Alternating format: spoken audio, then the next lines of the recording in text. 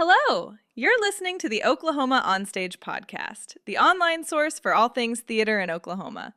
We're glad you've joined us. We would love to hear your feedback, so drop us an email at oklahomaonstage@gmail.com or use the comment form on our website, which is oklahomaonstage.org. You can also find us on Facebook, Instagram, and YouTube. Be sure to like and subscribe. Oh, and leave us a rating and review. It would really help us out. Now, sit back and relax. Another great episode starts right now. Oklahoma on stage, the stories come alive.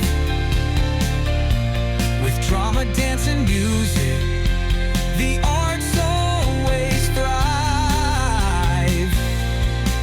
From center stage to backstage lore, Oklahoma on stage, there's always something more. Welcome back to Oklahoma On Stage. I'm Tim as your host, and today we are setting in the very nice World Stage Theater in Tulsa, Oklahoma. My guest today is a distinguished theater artist who is based in Tulsa, Oklahoma, and is the founding artistic director of World Stage Theater Company, which was established in 2017 to champion multicultural representation and global empathy through performance. Chicago native, she trained at Aurora University, Roosevelt University, and Oxford School of Drama in England. Her roots in stage performance stretch back to elementary school, and she's been directing since 1987, with a career spanning theater, television, and radio in cities like Chicago, Minneapolis, Houston, and abroad. Since 2009, she's been a vital force in Tulsa's theater scene, performing with American Theater Company, Theater Pops, and Tulsa Theater Company, and directing productions such as Loose Knit, Dinner with Friends, Love, Loss, and What I Wore, Race, and Dream Girls. With World Stage, she's directed the Oklahoma premiere of Disgraced, followed by powerful works like six-time nominated The Song of Jacob Zulu, and the musical Halftime. Under her leadership, the company has toured internationally, including a 2018 Netherlands tour of Best of Enemies, and built a robust theater education program serving underrepresented Tulsa youth through camps, classes, and school partnerships. She also acts on national and international stages, holding active roles in the International Amateur Theater Association and the American Association Community Theaters, and was honored with the AACT Mort Clark International Achievement Award for her impact on community and global theater. Today, we'll explore her journey in theater, how she's using theater to build empathy, challenge norms, and uplift voices that deserve to be heard. And I didn't even ask how you say your last name. Is it Schingen? Schingen. Schingen, okay.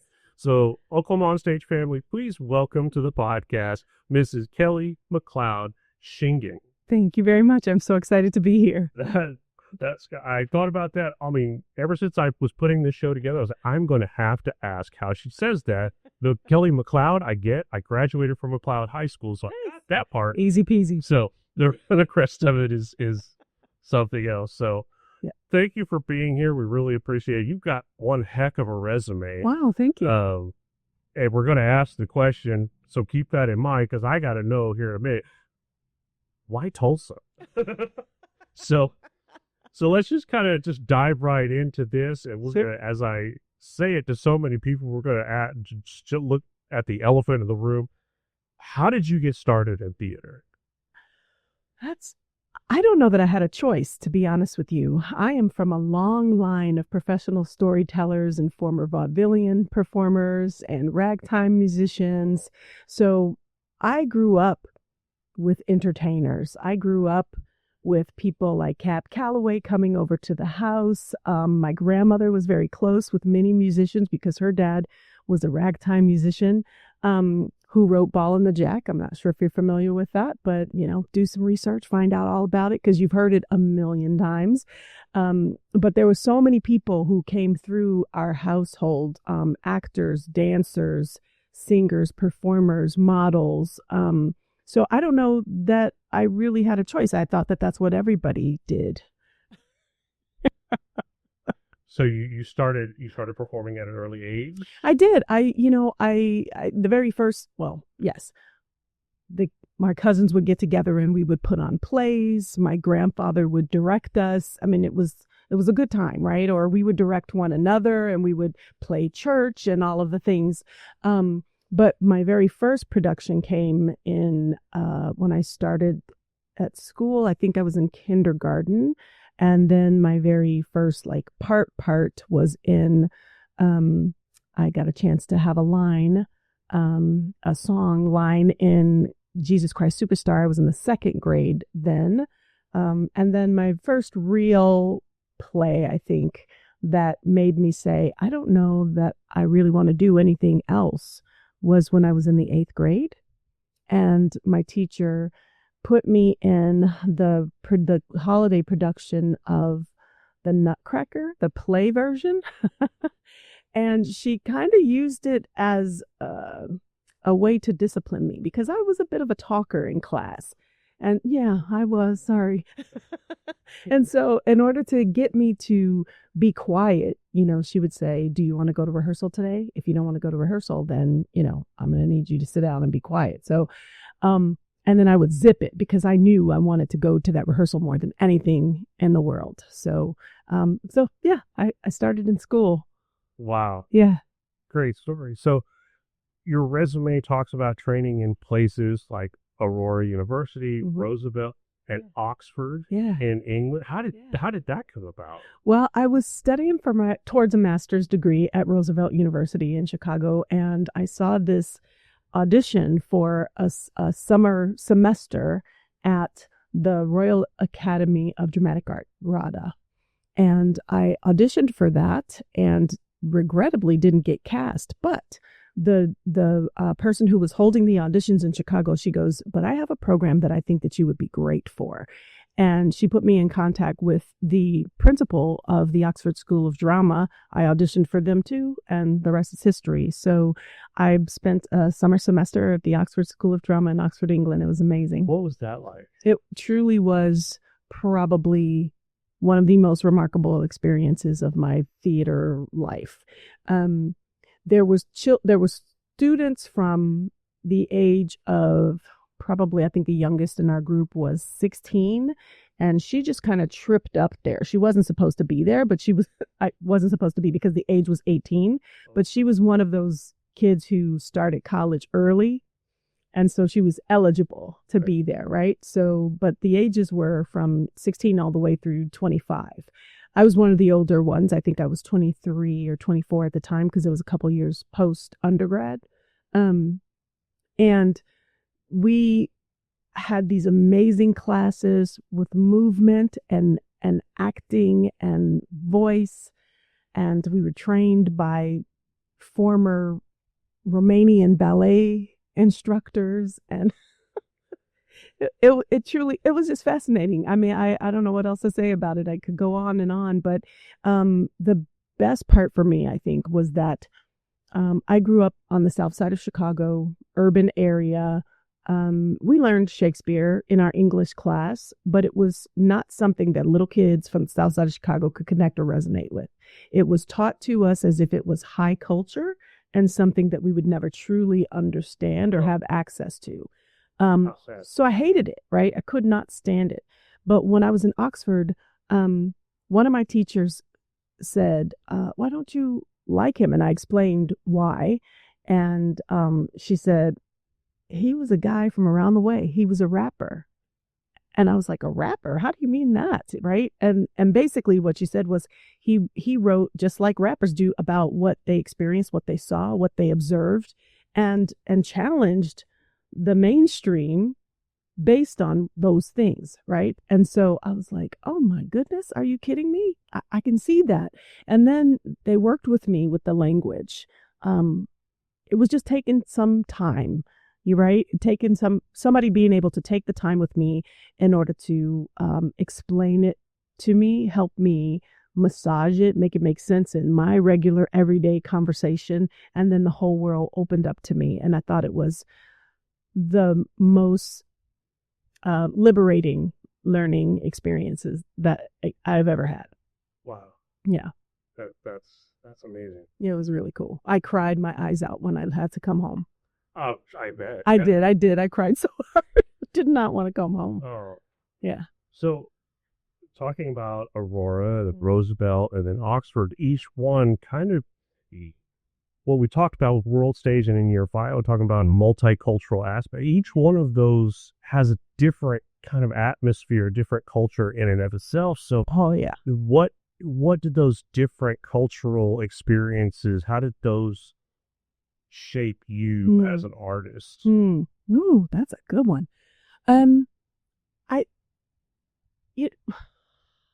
It's the power of story. I don't know any other two ways to say it, right? Or any other way to say it. It's the power of story for me. And I think that when I had opportunity to go from all African-American, South Side of Chicago to predominantly white Aurora University, and to learn theater with other kids who were nothing like me, who didn't understand even what I was saying sometimes because my language was so riddled with slang and urban slang that it was, we used to call our gatherings the meetings of the mind. I had an incredibly multicultural group of friends in college, and those experiences opened me up to a different way of life. I didn't realize, I thought for a long time that Chicago was the center of the universe. Why would anybody live or be born or come from any place other than Chicago? What do you mean you were born in Sandwich, Illinois? That's weird, right? And so I think that having the opportunity to hear stories from other people, and we would sit around and that's all we did was told stories about discipline, our education, the foods that we ate, our first loves, things like that. So that was my first encounter at Aurora, which I really feel expanded my worldview significantly. And then I go to Roosevelt University, an inner city university, smack dab in the middle of downtown Chicago, back to my urban roots, but also, again, incredibly multicultural, and then have the opportunity to go to England, where I'm studying with people from Australia, from England, from Italy, from the US, from Canada, and all over the UK as well. So now I'm in class with people in a global way, where at Aurora, it was just different cultures within the US. Now I'm in a truly multicultural international space, hearing those same stories about first loves, discipline, heartbreak, what brought us to theater, all of these things. And that made me think, I don't ever want to go back home. I want to constantly go from one country to the next and just hear people's stories and play. Yeah. So all of that, without a doubt, has informed who I am as a performer and what I wanted for World Stage to be. That's beautiful. So since, coming back to the States, you've worked across many different cities, Minneapolis, Houston, of course, your work in England. Working in those different atmospheres, what has that taught you about life, about people, again, the stories? Well, I live for the story, right? So I am one of those people who, when I first meet someone, the first thing I want to know is like, tell me your story, right? Tell me all about it. And I sit like a kid with my hands under my chin and like, ooh, tell me everything, right? And so I think that what it's taught me is that in certain environments, theater means the same thing, but it shows up differently. Does that make sense? What I have discovered is that no matter where I am in the entire world, theater is inclusion. Theater is the place where people are welcome no matter what. And so if you're looking for belonging or a sense of self, or a place to be your full self without being teased relentlessly because you're in a room of people who are all a little weird, at the end of the day. So I think that I found that to be true universally wherever I was. But my work in Chicago was very highly competitive, right? So, I mean, everybody was in it for themselves. I gotta get God, I hope I get it, right? In every single room there, I found community in some of those rooms where we would root for one another. If we were auditioning for the same thing and somebody got it over you, then you would be there for that person. But there were times when it wasn't that at all. It could be pretty rough, right? That was my experience in Chicago. Now, of course, this was years ago. It may be very different now. My son's a professional actor in Chicago right now. And he tells me different stories about the community of where he is now. I wasn't really mine when I was there, but that's okay. But I loved it. And I had the opportunity to, while I was there, do commercial television. I was able to do some radio spots. I was also able to do a good amount of theater all over the city. And then I moved to Minneapolis, where I was only there for 2 years, though. So I only worked in a few smaller theaters. I had auditioned for, now I can't remember the name of it. I want to say the Ordway, the Orpheum. I can't recall. I think it's the Ordway. And was cast and had to turn it down because I was working a full-time job in Minneapolis and couldn't make the rehearsal schedule. And I was devastated. Yeah. Because they rehearsed during the day versus in the evening, right? Because it was a professional gig. Yeah. And then I left Houston because I met a guy. I mean, Minneapolis, and I met a guy, and he was like, "I'm moving to Texas," and I was like, "Good luck with that." But you went to. But I went to because he tricked me, and we got engaged. So I followed down to Houston, Texas, and then I was in Houston for 10 years. I did shows all over, in a couple of spots in Houston as well. That was a blast. And I did also a couple commercials and radio in Houston. And then he got relocated, because I think this answers your question. How did I get to Tulsa? He got relocated from Houston to Tulsa for work. And so because I was an independent consultant, I could be that trailing spouse. And so, yeah. So we ended up here. So you followed, of course, you followed your love. Yes, and one love followed the other. Yeah, and so thankfully it was able to come with you. So, so coming to Tulsa, what drew you to Tulsa theater? I was lonely. I was really, really lonely. I was here for 2 years and felt incredibly isolated. Tulsa is a city where people who have been here their whole lives, generations and whatnot, they have made friends because their parents were friends, or they went to school with kids for their whole life, and then those same kids went to college, and they worked together. So there was no need to bring anybody into that network, right? So if you're not from the area, this is less true now, but I've been here now since 2007. So that's almost 18 years, 18 years. Yeah. So 18 years ago, it was much harder to penetrate the community. And so, as we talked about earlier, the first place that I thought of that would bring me in, where I could belong, was the theater. So I started thinking, I need to get out and audition. I hadn't in 10 years because I was busy being a mom.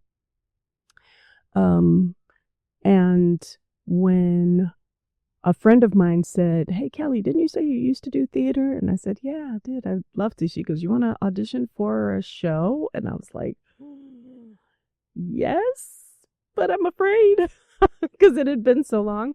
So I auditioned for Sideshow with the American Theater Company here and got the part of the fortune teller. And honestly, that was it. Then you probably haven't pulled me from a stage in some way, whether it's in front or behind, since. Nice. Yeah. Love that show, by the way. It is amazing. Actually, just got a first dose of that in Edmond just not too long ago. Oh, yeah? Yeah. It was very, very good. So you have described yourself as a servant artist. How does that philosophy show up in your directing style or your leadership? That's really excellent question. I think it's because I grew up in a in an environment where some of the directors would crush you, and tell you that you weren't talented or make you feel like you were the smallest person in the room because you missed a line. And that didn't feel right to me. That felt very abusive, frankly, to me. And so I knew that if I ever had the opportunity to be on stage, I didn't want to do that. If people came to theater for belonging, then let's give them a safer, more comfortable, more welcoming space so that they can truly be their best selves, so that they can show up and contribute and grow and bloom and blossom in ways that only a nurturing environment can provide. So I think that I believe that my style is very much that. I like to create a space for us to co-create together. And I'll always say, as the director, if I don't like it, then we're not going to do it. However, I will absolutely try everything, every suggestion that somebody offers. So I think that the servant part of that is I'm trying to serve the community. I'm trying to serve the production, and the actors that are in place. I want to be that servant leader. Right. Love it. Yeah. Love it. Love it. So you received the Mort Clark International Achievement Award. Yeah. What does global theater mean to you? Ooh. I think global theater is a language that we can all speak. I'm literally back only 2 weeks from the Mondial du Festival, Mondial du Théâtre Festival, the Monaco Festival, the Monaco Theater Festival for amateurs, right? So while there were over 18 countries represented, and everything was on stage, from dance to mime to puppetry to commedia dell'arte, Shakespeare, all of it was on stage from different countries and different language. And even if you don't speak the language, you understood what was happening on the stage. And this spirit of connection was the oneness of humanity, right? And it felt good. And so because I think that we can speak this language and it brings us closer to one another, and we can have an opportunity to understand that even if you're doing, commedia dell'arte, but you're telling the story of this beautiful old couple that when they first met one another in a cafe, to the moment that they found out that the wife had been diagnosed with dementia, and not a word was spoken, and I understood it all. Wow. Right? Just simply because of movement, music, the body.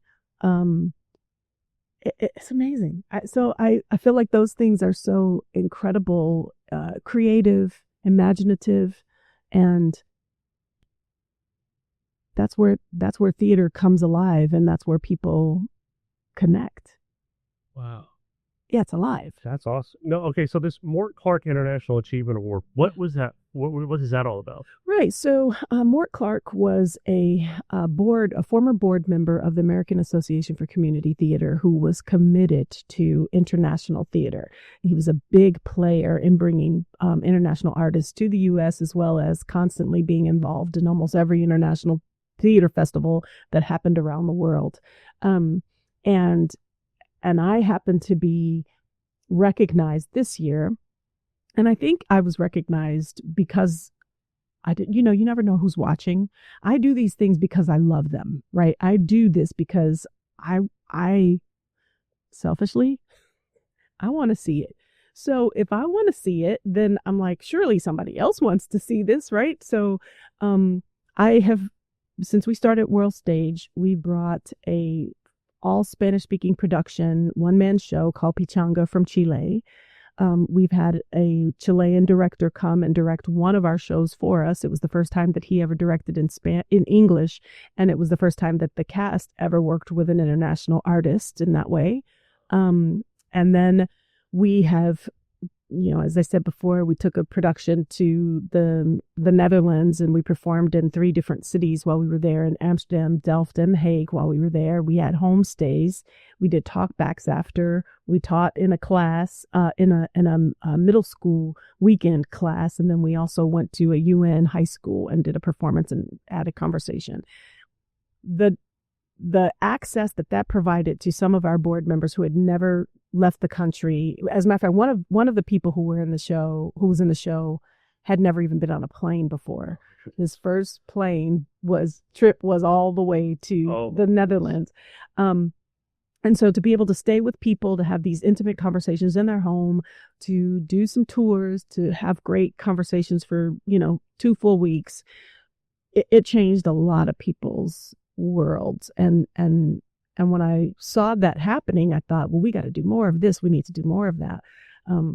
So then, a couple years later, we brought in a English group called Scrambled Egg, and then they did a production that we like to jokingly refer to as Mr. Bean meets 007.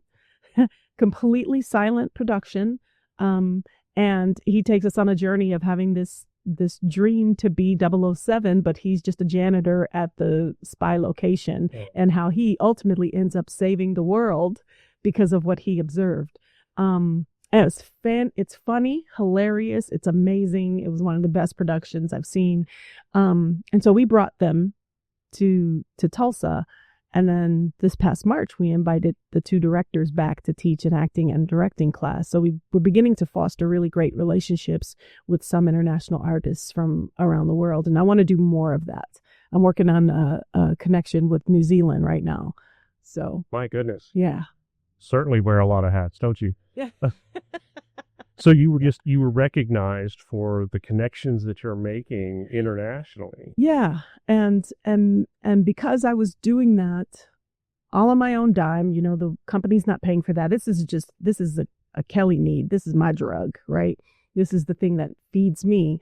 But when I encounter these things, then I want to bring them back to Tulsa. And so I'll figure out a way to do that. And so I think that that's the part that was where I got recognized, is that it wasn't just that Kelli likes to go see these international productions in other parts of the world, but that it's important enough to me to give people access to the world. That's in our mission, giving people access to the world by bringing artists and productions here or taking international artists abroad. And we want to do more of that too. We took 2 students to a festival in Italy last summer. And they performed I and You by Lauren Gunderson.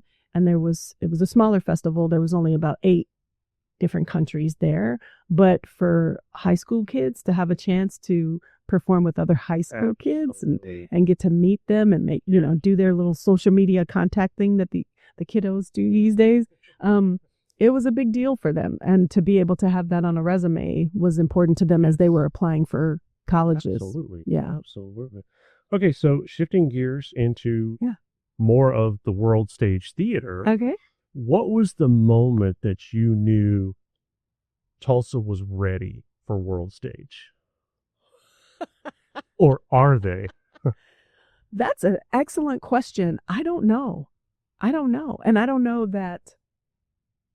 I think that we're still, as a company, figuring that out. 8 years later, we're still trying to say, is Tulsa ready for us? Are we too much for Tulsa? Performers, we have a really dedicated group of artists that love working with world stage. We have a dedicated core of audience members that love coming to see our shows. But we have a studio here that seats 45 people. We could probably go up to 60, but we like to keep the seats at about 45 so we can keep as much performance space as possible. And we probably have sold out our space of 45, maybe in the 2 years that we've been here, 5-6 times, which you would think, that's good, but it's 45 seats. You know what I mean?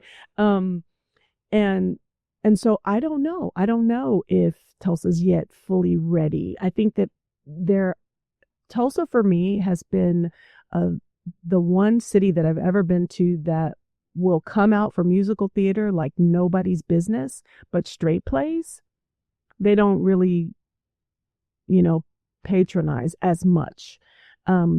And so I think that that's the trick, is that, we do mostly straight plays. And if we're going to do a little weird production from the UK or from Chile that's only in Spanish, then people may feel like, I don't know if I will understand that or if I see that. But when they come, they're always like, that was amazing. Yeah, exactly. But it just takes one person grabbing the hand of somebody else to say, come with me to this weird little theater company that, is doing some cool stuff. I always say the best advertisement that you can have, and anybody can have, especially in a volunteer aspect, is word of mouth. Yeah. When people talk about what you're doing, absolutely. When your players invite other people, yes. But more importantly, when those people invite other people, absolutely. The more that those ripples go out, mm-hmm. the more you grow. Exactly. And I think that what I also learned is that they have to tell them more than once. Oh, absolutely. Right? That coming once is not enough. Right? So they have to, so even whether it's the actors or it's the audience members, we're always like, if you enjoyed the show, please go and tell, all your friends, tell them, come on down. And they may tell their friends, oh, I just saw this really great show. You should go get some tickets. And they're like, oh, okay, cool. Right? They should tell them again, hey, have you seen that other show? I was telling you about that show. Have you seen it yet? You should probably go see it because it's awesome. Right? Because the one thing that we hear constantly is after we close, people will say, hey, are you guys still doing X, Y, or Z? No, we just closed last weekend. Oh, man, I kept thinking I was going to come down and see the show. We can't run for 5 weeks until you figure out if you're going to come. Right. Right. So I think that that's a big part of it for us is, not only telling people, but saying, let's do it together. Let's go together. Yeah. And making sure that they come. See, if people that you're listening at home, that's the same concept with this podcast. It's not just about telling them once. It's about putting it in front of their face over and over and over again. So, absolutely. Yeah. So, okay. So you mentioned before we got started that you were interested in talking about the importance of starting the theater in the storefront space. Yeah. So what's the importance of that to you? Honestly, again, it's selfish.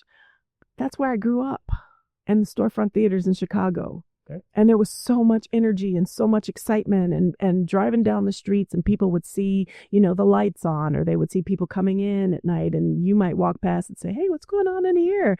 And open the door, and then, oh, there's a play going on? Oh my gosh, let me get some tickets. And so it's a community-driven idea and a community-driven, a community-centered idea that I'm hoping catches on.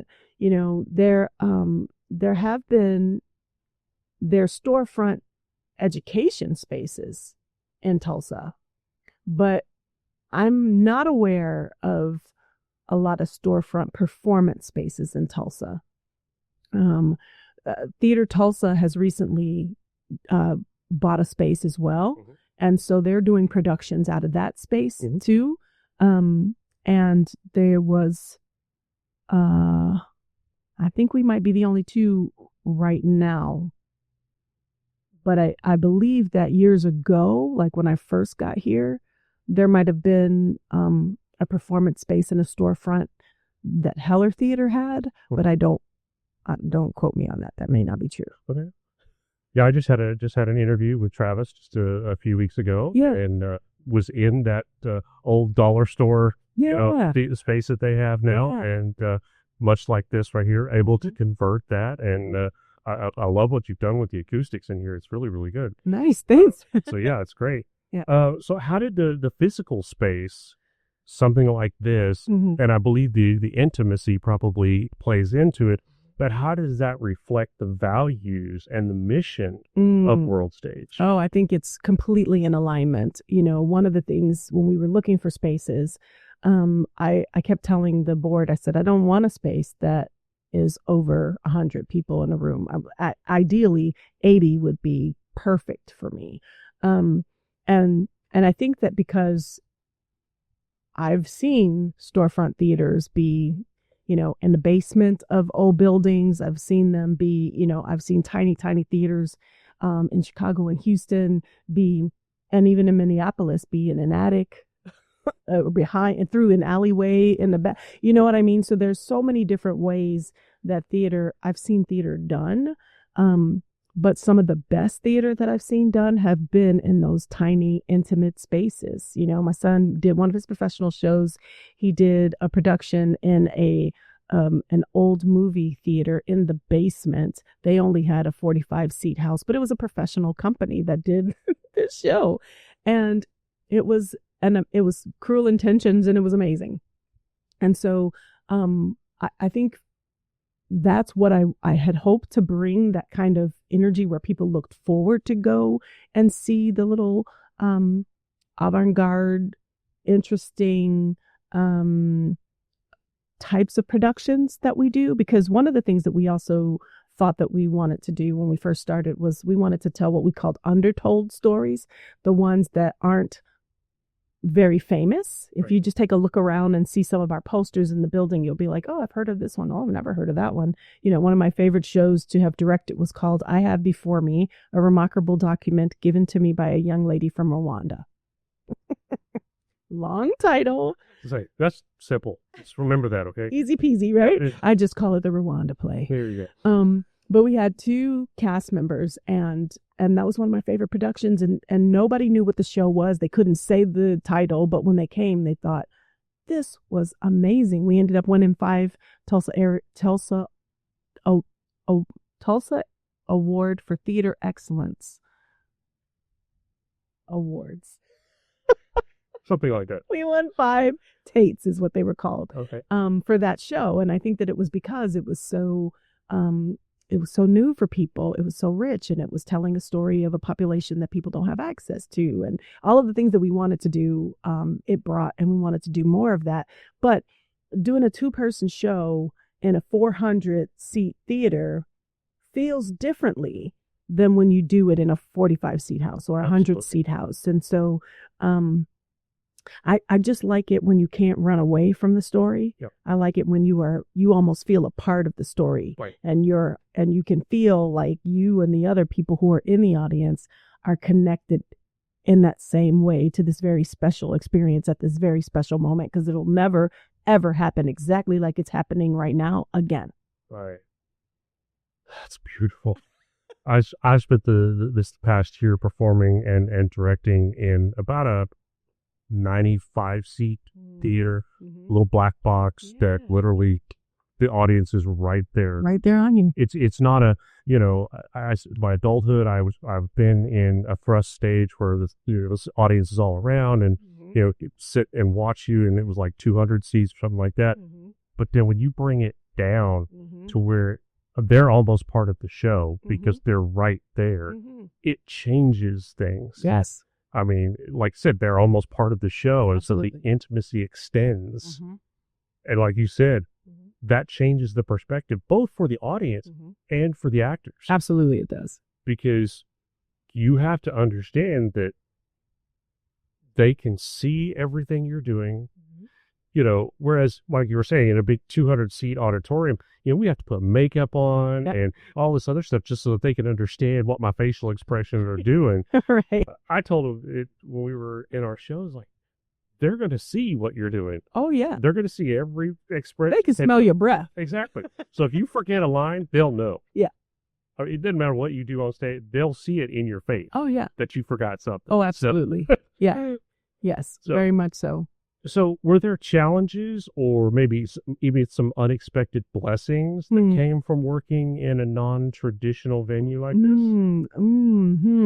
Yeah, I think that the challenge is that people hadn't done it before. So when we would put a show on and they would come in and and they would be like, oh, this is a theater. yes, you were coming to the theater, right? Coming to see a play. I don't think that they expect it because the idea of a storefront space, just storefront sounds like something else. But when they walk into the lobby and then they, get that sense, then they come through and they're seated and the lights are on the stage, just all the things that come with a regular performance. And then they're like, oh, this is cool. And then if they've seen more than one of our shows here, and with the way that this space is set up, we can change the orientation from, where is the front of the stage. We've had shows where the stage is here. We've had the set be here, along that wall. It's been a little bit of everything. So when people come in, they're like, oh, it's different this time, So I think, and we're starting to get many more people come in excited to see what we're going to do with the space. I love it. Yeah. I love it. Yeah. So World Stage was founded in 2017. Yep. To champion multicultural representation and global empathy. Yeah. What was the spark behind that? So I'll tell you, it came from a cast party at after Sideshow. Honestly, I was sitting and I was talking to a couple of theater types from the area, and we were talking about what our favorite shows were and what shows we wanted to see and what we would do. And I told somebody, I said, I would really love to do Ragtime. That is my favorite musical, right up there. It's in my top 3. Jesus Christ Superstar, Ragtime, right? And then now it's Hadestown. Hadestown is my 3rd now, but I digress. Alice by heart. Nice. That would hit my top 10 with a rocket. Right? I kid you not. Right? And when you say you want to do that, but then somebody tells you, oh, we could never do that because we don't have the talent to do that in town. And I thought, you're crazy. How many churches are in this city and how many Black churches exist? And what? I was like, no. I know from my own experience as a kid growing up in Chicago with all of that theater available to me throughout the city, that the only way that I knew exactly where to audition for bigger productions outside of my community was when I ended up, going to, I had a friend of mine who was auditioning for everything all the time. And I was like, how do you know about all these auditions? And she told me. And then I was like, oh my God. Because back in the day, before the internet, there was a actual book that you could get that listed all of the different upcoming auditions. And so I would go and buy that book from the bookstore. And the little newspaper, Chicago Readers, for those of you who remember that, we would go and audition for that stuff. So there was, and I knew that there was a lot of talent for the shows that happen in a city like Chicago that has a great deal of cultural diversity, right? Absolutely. And folks showed up, but I didn't know about that until somebody told me about that, right? So I thought the only way that you'll get that representation, multicultural representation on our stages is we either have to go to the population and tell them that this is going on. We can't just simply put up a sign and say, hey, auditioning for, Rent, come on down, you know what I mean? And think that people are going to know where to find it and how to find it. Flock to you, yeah. Exactly. The same olds will come that know how to find the information, right? But not the population that you're possibly looking for. So when I was told that would never happen in Tulsa, and P.S., it's been done twice in Tulsa now. Just missed it. Yeah, I know. And I heard it was amazing. I was in the first time, but I wasn't in this time because I was gone. But, anyway, however you slice it, I was frustrated because I thought it was, short-sighted. And Absolutely. I thought that, then what does that mean if people are out here and there's a lot of talent out here that just don't know where to go? And if nobody is taking the time to nurture that talent, then I guess that'll have to be me. So that's kind of how it happened. Awesome. I was like, okay, someday I'll start a company where I'm going to go and try to nurture that talent. And that's why the very first thing that we did when the company began was that we didn't even do a show in our first year. In 2017, we did nothing. No productions, I'll say, but we were in Tulsa Legacy schools teaching kids after school every Monday, Wednesday, and Thursday. And so we were teaching kids trying to teach them all about theater, and then also tell them what companies were in town, how to audition, what to do. And one of my first kids, he was in the 4th grade when I first met him. He is now at Oklahoma State University in the theater program. Very nice. I'm so excited. Very nice. Yeah. We're real proud of him. I actually know a couple of the staff members at Oklahoma State University Theater, and I know 2 of the directors for this season. So Nice. yeah, So he ain't actually, working both of them I'm working with on my coming show. So That's amazing. So yeah, it's I love the community. It's just amazing how things move around. So basically, you started this whole process, this whole idea off of the word can't. Yes. And I think that's just so amazing, especially with theater. Mm. I think, just as you said, anytime, especially with theater, when that word can't, as you said, it's short-sighted. That just means you haven't tried everything. Yes. You haven't tried the right avenues. You haven't talked to the right people. You haven't, You're lazy. Yeah. It takes a lot of footwork. Yeah. It takes a lot of mouth work. Right. Yeah. And it's kind of one of the things with this setup, this project that I started with Oklahoma Onstage, is I wanted to be able to do exactly what you are talking about. On our website, we have a calendar of events. We try to list every audition that gets announced to us. We try to reach out to every theater in the state. If you've got an audition, let us know. We'll put it on the calendar. That way, people from Tulsa can find out about Enid's auditions. People from McAllister can find out about Oklahoma City. Yeah. Things like that, because exactly like you said, if people don't know where to find it, they're going to stay in their little pool. And as I said, there's so much talent. And the more we can expose that talent to the stage and as many different stages as possible, like you said, it enriched you going from different universities to across the pond to come back and act on different stages. That's what shapes us. Yes. And I'm so glad to hear that you're passing that on. And I'm glad that you're doing this podcast. And then I'm not just saying that, but I will say that after listening to several of the ones that you've done so far, I absolutely enjoy listening to them. And I've been inspired by them. And I also deeply appreciate the fact that you do post all of that stuff on the socials about what's happening with other companies. It's been, I will definitely come back and, check what's going on. What are they doing? Or see the post that comes up and I'm like, I hadn't thought about that. Let me check this out. So, I do appreciate it. I do. So if nobody else does, I do. That's the stuff that means the world. And we're trying to, as best we can, get the engagement from the people to find out, what can we do better? What can we do more? Sure. Is there stuff that you don't want, we could do a lot less of? But, that's the kind of stuff, because ultimately what we're doing is for the theater community. It's not about me. Right. Like you said, I love the stories. I love getting people in front of a microphone to tell their stories. I'm just giving them an avenue to do it. Right. But I'm also sharing the stage with everybody. Yeah. And so I want to see Oklahoma theater explode. That's kind of where I'm at. There's so much talent here, right? I mean, and there's so many times where after a performance, someone will come up to me and say, are these professionals? And I'm like, yes, they're professionals, but they're local to Tulsa. That's right. And I think that a lot of our local theater companies are saying that same thing, right? I mean, even though like the international group that I'm a part of or on the council for uses in the language international amateurs, that's just because, mostly in Europe, that's the language that they use because it means something different, and they've played around with different ways to talk about it, but they always land back on amateur.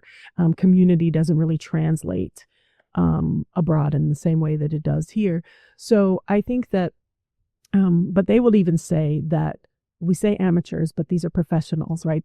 They may have a full-time job. They may be doing something else, but they have a love and a passion and a commitment and a dedication, and they are going to give you their blood, sweat, and tears on stage, just like any professional would.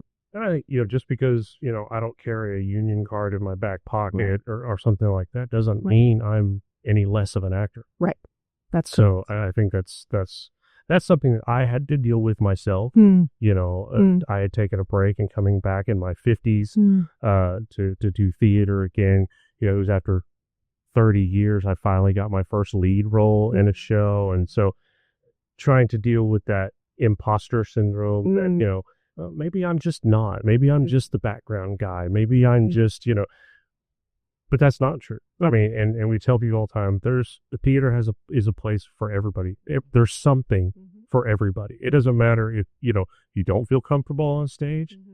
You may be a creative that can design and all of that makes the theater a beautiful stage. Yeah. You know, so the lighting, the sound, Right. you know, all of it. There's something for everybody. That's right. You know, so. That's right. Okay. You've directed powerful works like Disgrace, The Song with Jacob Zulu, and Halftime. How do you go about choosing the stories that you put out? Oh, well, Zulu I saw at the Steppenwolf. One of my best friends was in that show before it went to Broadway. And so I saw it there, and it blew my mind, and it never left me. You know how some of those shows you see, they just never leave you. And when we started the company, I was thinking, what show could we do that's a play with music that's not a true musical, that brings in this international perspective? And then immediately Zulu popped up into my head because, you know, the story takes place in South Africa, during the apartheid South Africa. So I thought, I got to do this show. Well, I got the script off of Amazon. And then when I was looking to find the rights for it, there's no publishing company that had the rights. So I ended up reaching back out to my girlfriend, who gave me the playwright's contact information. And I reached out to him and I was like, so, I'm a little theater company in Tulsa, and I saw your play 1,000 years ago and I really want to do it. Can I? And he was just like, well, let's talk. And I was like, oh, okay. We did a Zoom conversation and he was like, tell me your story. And I told him, and he was just like, yes, absolutely. You can do it. And you know what? You don't even have to pay me royalties for it. Shut up. I know. And if you want, I'll come and teach a class, or I can come and see the run of the show. So yeah, I was like, yeah, so we had a Tony-nominated playwright who said yes to us and then adopted the company and spent a lot of time with us during that time. It was fantastic. So that's how that one happened. But some of the other shows happened because I've either seen them on a stage somewhere else. Somebody told me about something. I got a script and I read it and it moved me. So it could be anything. We're one of those companies that have theme seasons. And so sometimes I'll start shopping once I know what the theme is going to be. This year is timeless and relevant. And so we tried to do some of the stories that we thought still make an impact, that were older stories, or, you know, have timeless, or, you know, in some way or another. And so all of the shows this season we chose for that. And so they're a little bit more familiar in terms of named productions. But most of our shows are not as familiar. Right. So because we're trying to tell stories that don't get as much stage time, but are still as powerful. Sure. Yeah. And a lot of times we use the name recognition to draw people in. Exactly. And then give them something new. Give them something they didn't know they needed. So I've noticed that you guys, along with some other theaters in Tulsa, have developed a relationship with the TPAC. Mm-hmm. And if I'm understanding correctly, your current show will be opening at the TPAC. That's right. So you're doing The Importance of Being Earnest. That is correct. And you'll be performing at the Tulsa Performing Arts Center. How did that relationship come about? Well, that started because when I first got here to Tulsa, that was where all the theater companies did stage their productions, unless they had their own place, right? And pretty much it was the Spotlight, and maybe who else had their own place at that time? Clark Youth Theater. Okay. But that was it. Nobody else had their own space. So if you were going to do shows, you rented at the Tulsa Performing Arts Center. And so So when I first arrived, I was doing work with American Theater Company and Theater Pops, and when I would direct for them, we would direct there. So when World Stage started, that's where all of our shows were done originally. But as I mentioned, because of the types of shows that we do, it's hard for us to fill a 200-seat house, right? And so so it becomes where you're doing these really powerful, amazing productions, and you've got 60, 80 people in the house, and then the actors are like, why can't we fill the house? Or, we're thinking, this is an expensive place to rent if we can't sell out the seats. And so we started looking almost pretty quickly for a place that would be our own, that we knew that we could manage the number of people who would be in the space. So, but the partnership that we have with the Tulsa Performing Arts Center is a very important one for us because of, we like to now, because we have the space and we've had it now for the last 3 years. And before that, we had another small space. But the relationship with the PAC is important for us now going forward because we like to bookend our productions with the PAC. So we'll open our season there almost as a way to say, hey, everybody, look at us, check us out. And if you love this production, then come see us in our studio, right? And so then we'll do 3 or more productions here, and then we'll end with another show at the PAC to say, hey, y'all, check us out. Here's our season next year, and we like the relationship because it provides us with access to a population that may not, look for small theater, but they will go to the PAC's website to say, I want to go see a play. And then they might find us, right? And then that might become the beginning of the relationship that we end up having with those people going forward. Nice. So you started out, you talked about the first year that you guys were in business, you were just going around to schools teaching children. So that obviously the theater education in students is a big part of World Stage Theater in your mission. So you started the Justin Daniels Drama Camp? Yeah. Tell me about that. Who's Justin Daniels? Oh, who's Justin Daniels, he asks. Well, Justin Daniels was a board member of ours and larger-than-life personality, big old teddy bear, sweet individual, amazing actor, amazing singer, brilliant father. And he was instrumental in helping us to really kind of hone in on our education program. When Justin came along, our education program ended just before the pandemic. So 2020, I think, is when it stopped because the school closed. Yeah. And so we weren't working with kids anymore. And then Justin joined our board in 2022, late 2022. And he said, Miss Kelly, do we do an education program for kids? And I said, well, we used to. And he goes, how about we do a summer camp? And I got some ideas. And the very first, he wrote the grants and he, secured the funding and secured the people to come and teach the classes and put on this amazing showcase the first year that we did it. And then the second year we came back and he did the Wiz with kids and they got a chance to perform at the Tulsa Performing Arts Center. And that was different from the first year because we did the showcase at a school. So this time these kids had a chance to be on the big stage, downtown. And he was so good at what he did and we lost him suddenly last year. So 2024 we lost him, and 2023, December 2023 last year was the anniversary of having lost him, and so we knew we wanted to continue the camp, but we didn't want to continue to call it a theater camp, World Stage Theater Camp. You know what I mean? So we wanted to honor Justin's legacy and recognize him as a major player in what we were offering, and we put his image on everything that we do, and keep his family and his littles, because he has 2 small children, and we keep them involved in as well. So very cool. Yeah, that's very cool.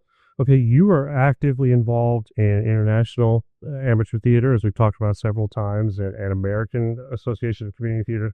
So, do those networks help support you locally? Yes, my the American Association of Theater Companies, American Association of Community Theater. Too many acronyms. Indeed. When we started the company, I knew how to direct. I knew how to act. I knew a little bit about, stage management, just a teensy, but I thought, I don't know really how to run a company. I don't know the business part of show. Sure. Right. And so I knew that I needed to be in a community that would be willing to share freely what I might need to know in order to be successful. And the reason why that was important to me was because in the early days of my being here in Tulsa, it was a little bit more competitive than it is now. The community that we exist in now for theater in Tulsa is incredibly collaborative, but that's been intentional, and we worked hard in order to build that. It was not always that way. So when we started, and I wanted to ask other people, how did you do this? And, a lot of that information wasn't terribly forthcoming. Mm. So it was easier for me to get a network and the support that I needed outside of Tulsa in order to bring that expertise and that information into how we ran the company here. So that was critical. I think that how it helps me being a part of the international IATA, International Association of Theater Amateurs, is because of our goal, because of our mission, because of our desire to be that, that international theater company here in Tulsa.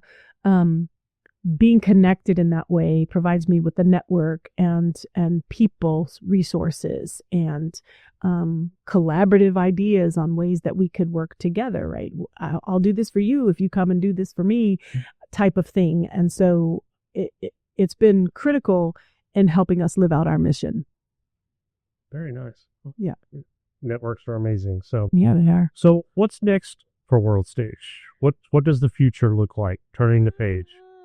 Ooh, well, I am that founder who is well aware of founder syndrome, and I do not want to be that person.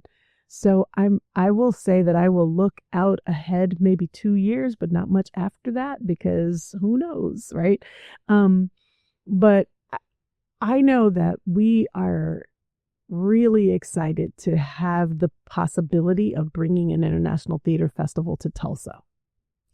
So we want, within the next 2 years, to be able to bring artists from literally all over the world into Tulsa. And hopefully we can make that happen. I know that the visa issues and everything is really challenging for some people coming from some parts of the world, but we're going to do our best to see who we might be able to invite in and bring for a week-long festival for folks to come and play.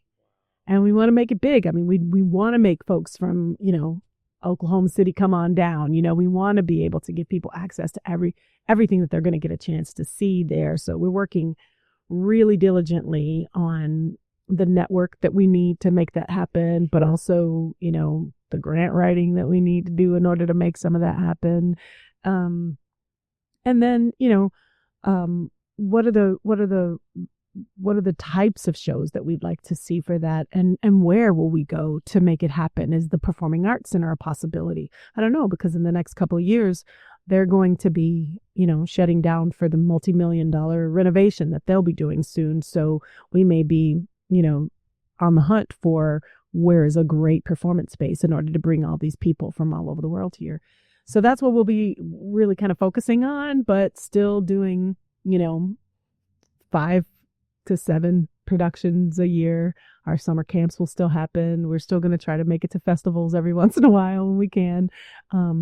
Just like this year, we had no intention of going to a festival, and then we ended up submitting for a festival and ended up being progressing from Oklahoma to the regional.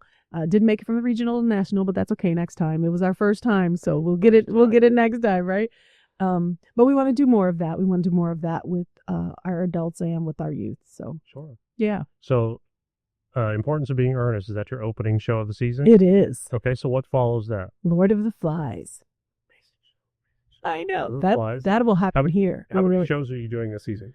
5, 6, because we just added in Fame. So Fame Junior. Okay. We've added that in. Okay. Yeah. And so 6 shows this year. So it'll be The Importance of Being Earnest opening, Lord of the Flies, and then we'll come back in February with For Color Girls Who've Committed Suicide When the Rainbow Is Enough, Fame Junior, Frankie and Johnny, and then we end with To Kill a Mockingbird. Love that show.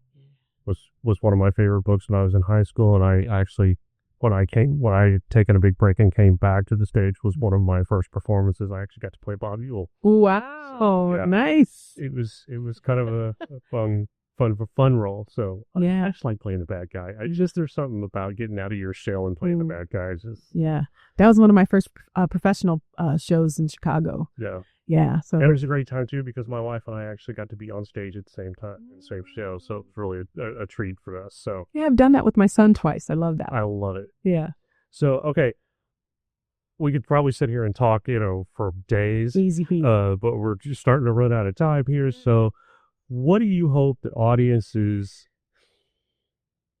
feel or reflect on after seeing a production with World Stage?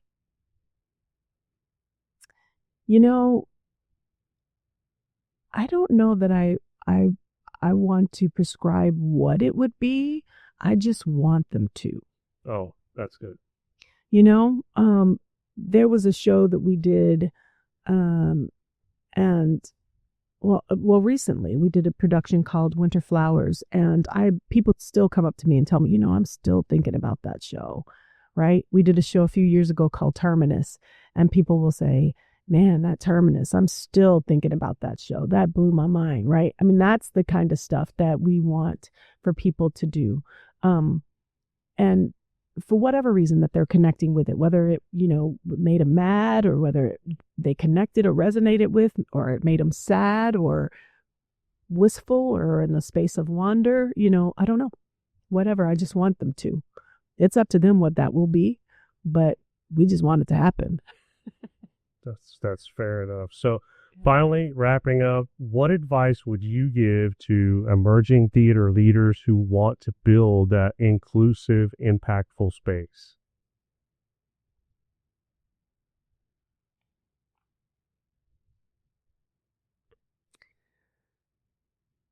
For them to be themselves authentically, with an open heart and an open mind. Good enough. Can't really ask a whole lot more than that. I mean, right? I mean, if you got to have an open mind. You just have to have an open mind and an open heart. Yes. Yeah. Right? A willingness to receive people exactly as they are and give them room to be their full selves when they show up too, right? Yeah. To not look for a mirror, right? But to look for a mosaic. Oh, beautiful. Yeah. Great way to end. So thank you, Kelli, for taking the time to sit with me. And this was fun. Kind of chat about theater a little bit. Yeah. As I said before, your resume is amazing. You're amazing. Oh, thank you. What you're bringing to not only to Tulsa, but the state of Oklahoma is just wonderful. I can't wait to hear more about the festival. And definitely keep Oklahoma On Stage plugged into that. We will spread the word as it grows. Hopefully help you to do more of what you're doing. Yeah, come interview some of the artists. Absolutely. Right? Absolutely. So, all right.